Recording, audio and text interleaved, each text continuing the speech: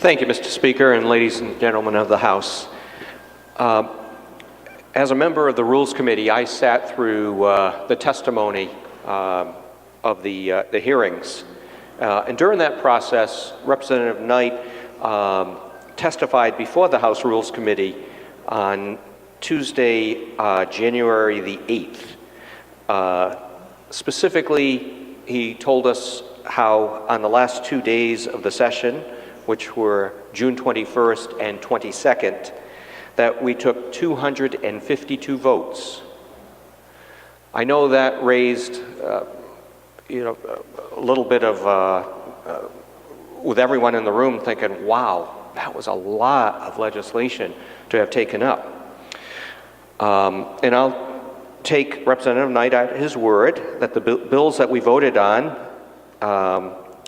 were in fact lengthy at that particular day, that there were a large number of votes those last 2 days. However, based on the analysis of the actual calendars those last 2 days, those numbers don't hold up. In fact, there were 17 floor amendments.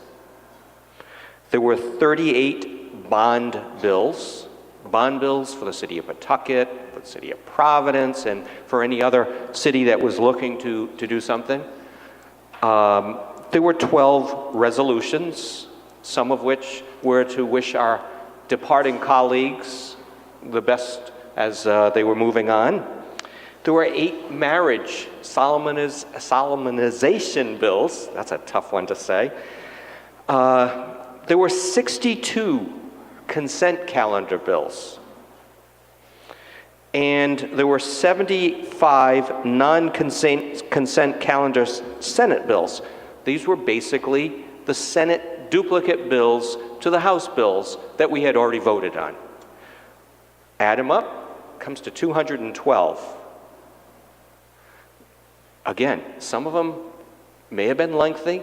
Some of them may have brought about a great deal of debate, but the reality is 212, when you look at the big picture here, and so many of them were either consent bills, marriage bills, resolutions, bond bills, or floor amendments, those numbers don't hold up. The reality is a large majority of those votes we cast over the last 2 days of the 2018 session were in fact bills and resolutions of a routine, ceremonial, or non-controversial nature. And with over half of such votes being made in connection with Senate duplicates of House bills. Looking from an institutional knowledge standpoint, I actually arrived in 1989, but I forgive our good minority leader over there.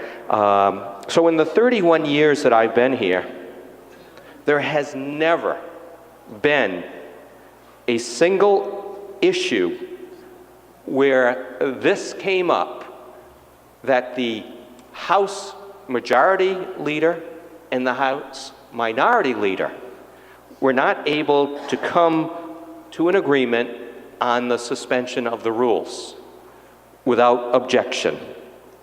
We have not had a situation come up where, until this is the first time I've ever heard about asking the membership to also have a right to get involved with that particular decision-making process, requiring the 2/3 to do so. Because right now, we do have that "or" in there, but adding the "and" would only slow down our ability to try to bring about an orderly conclusion to the legislative session. Don't forget, folks, for us to wrap up our legislative session, we also need our colleagues from across the rotunda there, the Senate, to be in session as well. Without them here, it doesn't matter what we pass, because if they're not going to also pass it, you might as well say we're pushing the boulder up the hill only to have it keep rolling down on top of us. The reality is the system works today, and so I would urge you not to accept this particular amendment, and I would urge you to vote red.